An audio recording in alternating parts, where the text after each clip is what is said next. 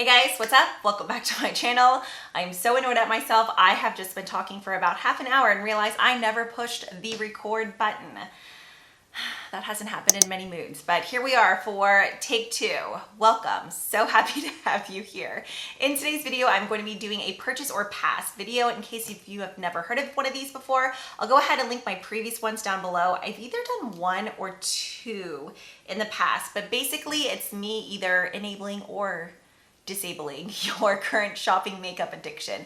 I just like to go through various Instagram accounts. For the most part, it tends to be trend mood and talk about my thoughts on the latest makeup launches, whether I plan on purchasing them or passing on them. So earlier on in the video, the very first, when I tried filming it the first time, the first collection that I talked about is the Colourpop Wild Child collection. When I first saw this on Colourpop, I was like, oh heck yes.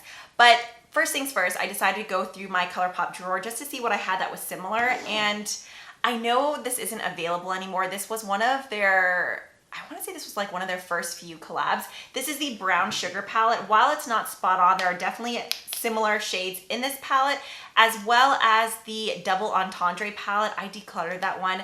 That is a palette that I do have regrets about. It's very, very rare where I think about a product that I decluttered and I'm like, man, why did I do that? That is a palette that I do regret getting rid of, but I know the friend that I gave it to loves it, so I guess that's all that matters.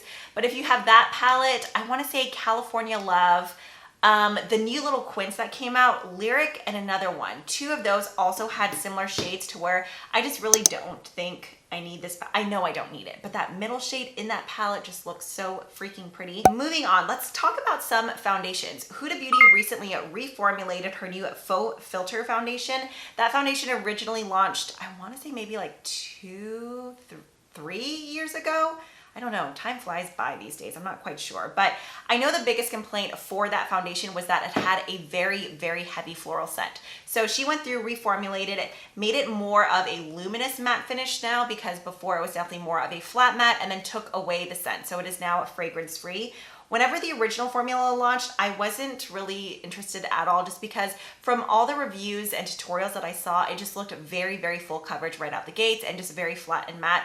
Both of those finishes are just not things that I tend to gravitate towards. I like something that's a little bit more buildable and something that is more luminous. I'm kind of confused why she keeps saying luminous matte. In my opinion, when you think luminous matte, I would say that's like a natural matte finish or a satin finish. I definitely feel like she just threw luminous in there because she knows a lot of people like dewy and luminous finishes, but that's something that I'm definitely gonna pass on. It retails for $40, but I still thought it was worth mentioning because I know there were a ton of diehard lovers of that foundation. They just hated the scent. So now you get the best of both worlds. There was one other foundation that I wanted to quickly talk about. Where did you go? This is from Clinique. It's their Even Better Clinical Serum Foundation Broad Spectrum SPF 25. The main reason I'm being a sucker is because they included hyaluronic acid in the whole description. And I'm definitely one of those suckers where you slap that on, I'm like, yep, I wanna try that. I feel like it's getting to the point where it's very gimmicky. So many people or so many brands know that we're all like for the moisture on our skin and like plumping properties. So they're just like, yeah, hyaluronic acid, even if it's just like a drop. But even the swatches of this, I like the finish. It says on here that it's a satin finish, but it definitely looks a little bit more dewy on Ulta's photos. That could just be because of lighting during the whole shoot. But I will say it has 42 shades. It retails for $42. Even with 42 shades, the shade selection is not very good at all. Definitely cater more to a light medium demographic. The two deepest shades look more like a rich tan, more so than deep. So the color range definitely needs help, but the whole vitamin C and hyaluronic acid description is just like making me be like, yeah, maybe I need that, but I probably don't. Also the packaging, it's so cute. It looks like one of those, what are those called? The toys that almost look like an Easter egg from Fisher-Price.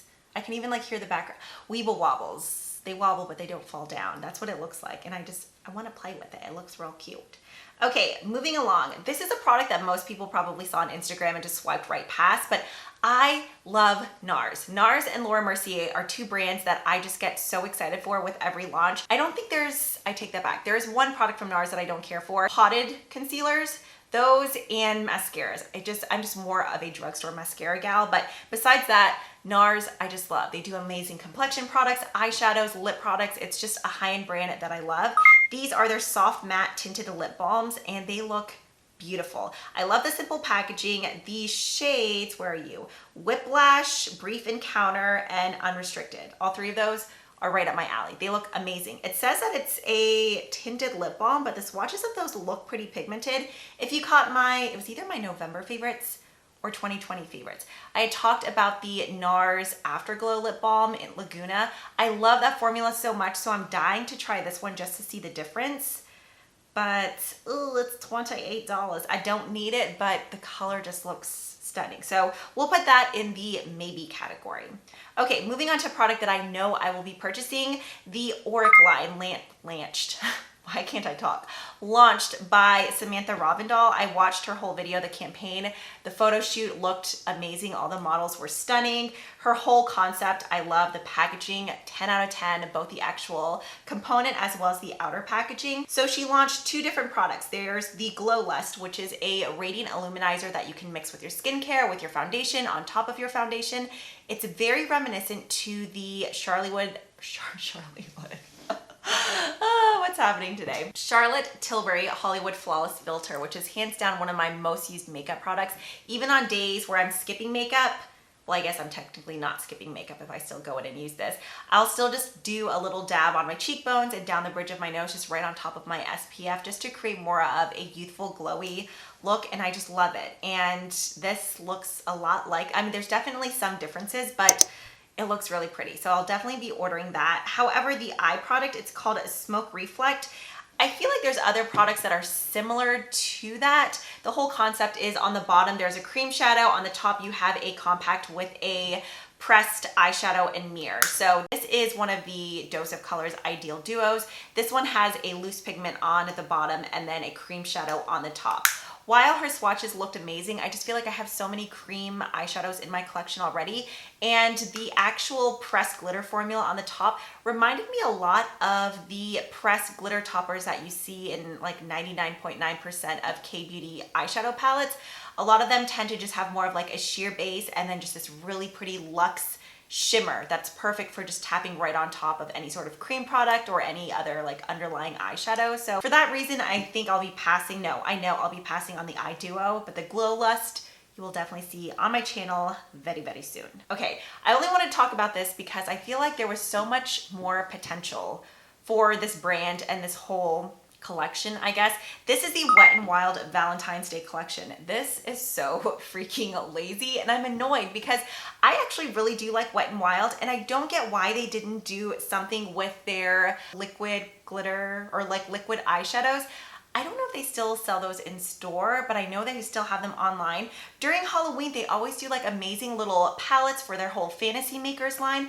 I don't get why they didn't do that for Valentine's Day. They could have made such an amazing rosy mauve eyeshadow palette, or just a super pretty like mauve, rose, iridescent, liquid glitter shadow, or just liquid shadow in general, but they went this route. This honestly reminds me of the whole Wet n Wild vibe from like when I was in high school. Basically, they just wrote love and threw a heart on it and called it Valentine's Day and made the packaging pink.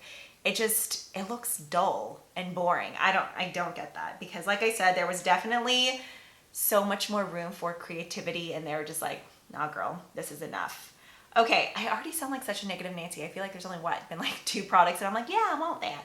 This is more, I think, of a brand type, not even brand, because there are things that I love from Tarte, but this Tarte Juicy Amazonian Clay eyeshadow palette, this just looks so boring to me. I hate to say it, but I kind of feel like Tarte is the Almay of higher end, I mean, not like luxury, but of high-end brands that you see in Sephora and Ulta. I feel like Tarte and Almay are very equivalent.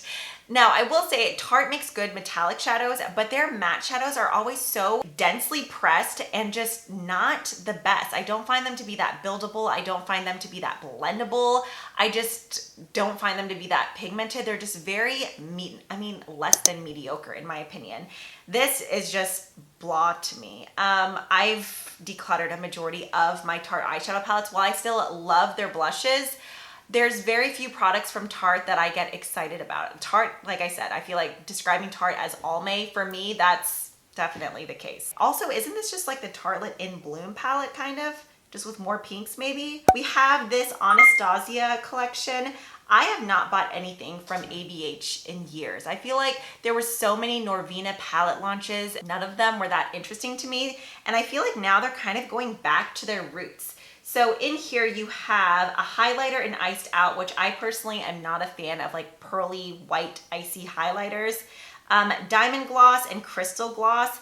So many brands are coming out with this whole kind of like milky looking gloss now. I feel like once they saw how successful the Tower 28 lip glosses were, now everybody's trying to do something like that. Because I believe even with Rare Beauty, the lip products in there were supposed to be more of like a lip jelly type of formula. Glosses, meh, not too interested in. But I am kind of curious to try this Brow Freeze. It says that it helps to lift, tame, and sculpt hair in place without a stiff feel, residue, or flaking for the feathered looking brow. So kind of just that whole feathered laminated brow effect. I don't know if it's just their version of like a soap brow, kind of like the Patrick Ta product, which I heard so many mixed reviews on. I had that in my cart or my loves list forever, but then I slowly started seeing more reviews that were like, it's not really worth the money, but I kind of am curious about this one just because that's what the whole Anastasia brand was based on, brow products. So that would be interesting to try. I am kind of surprised that she went in with a circular jar package though, instead of like a rectangle one, just so you could really get your spoolie in. Yikes, I already feel like I've been talking for forever, so I'm gonna close this video out with a foundation. I'm actually going to Target right after this video to go find this because I checked on my app and it says that it's in stock. This is the new Physicians Formula Butter Believe It Foundation and Concealer. It comes in 12 shades. I believe at Target it says it was either $11.99 or $14.99.